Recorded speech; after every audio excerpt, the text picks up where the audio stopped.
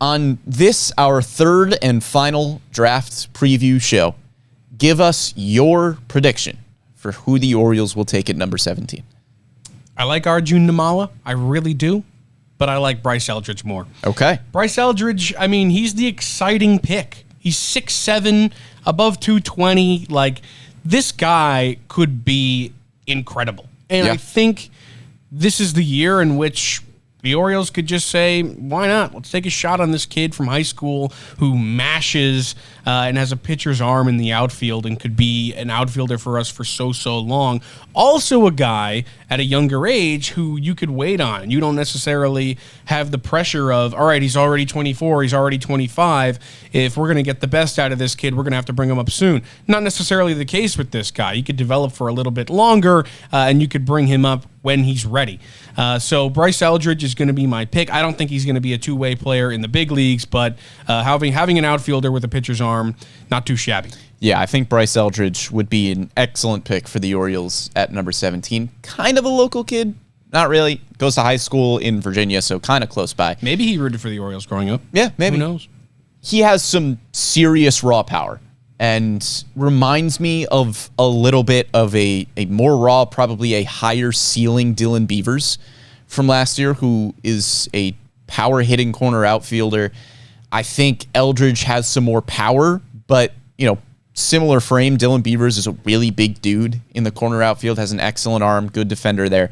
Some scouts have given Eldridge double plus raw power from the left side of the plate. I think he would be a great selection for the Orioles at number 17. Eldridge is one of the guys who is on my short list when I'm thinking of possibilities for the O's. My short list is Bryce Eldridge, Arjun Namal, Nolan Shannon. We haven't talked about Shannon too much on this show. I want to give him a shout out here. First baseman from FAU. His stat line is laugh out loud funny. Is it?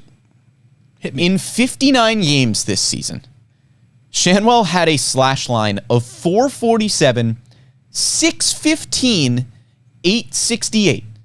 An on-base percentage of 615. That's insanity. An OPS of 1483. Wow. With 19 homers. And here's the most ridiculous stat line here. Again, in 59 games, he has struck out 14 times. Wow. That's crazy. And walked 71 times. This guy lives in the cage, dude. 71 walks and 14 strikeouts. That's so when you are to looking at the prototypical Orioles draft pick, you would probably say, and we have heard from Brad Selick in the past, say college hitter, good power, good strikeout to walk ratio.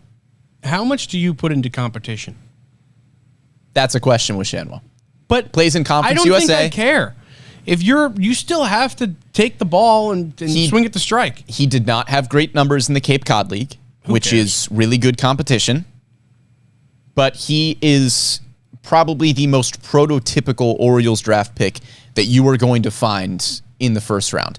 Has an unbelievable hit tool, pretty good raw power, and the plate discipline and swing decisions are off the charts.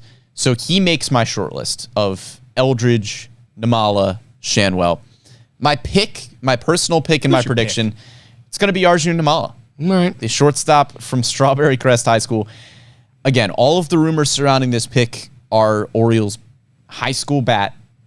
I think there's a pretty good chance that Namal and Eldridge are not there. They could be selected ahead of number 17, in which case I think they could go Shanwell or Mitch Jebb, infielder from Michigan State. But Namal just has a ton of upside, one of the youngest players in this draft. He's still going to be 17 when the draft rolls around on Sunday. He is super toolsy, very projectable.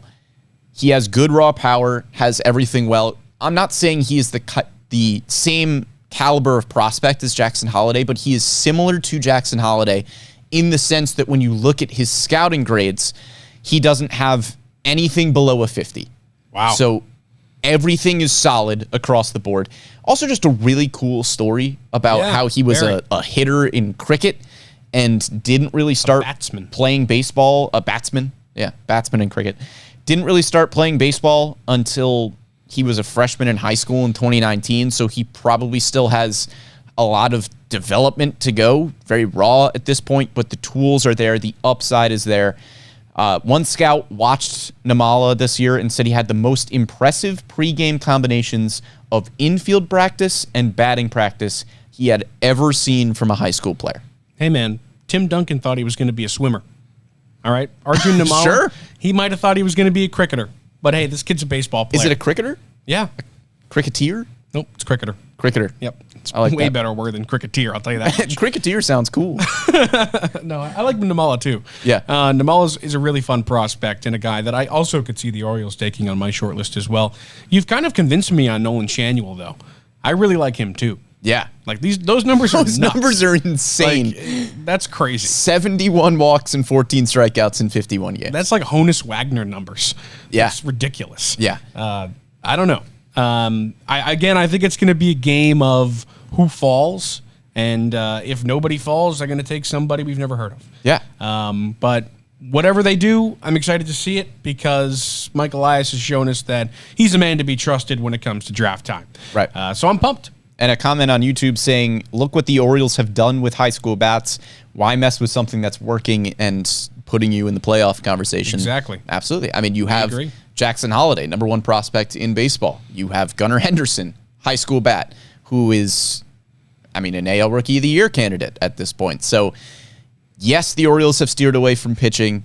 And yes, it is a formula that has worked because they have been probably the most successful team in the draft over the last few seasons.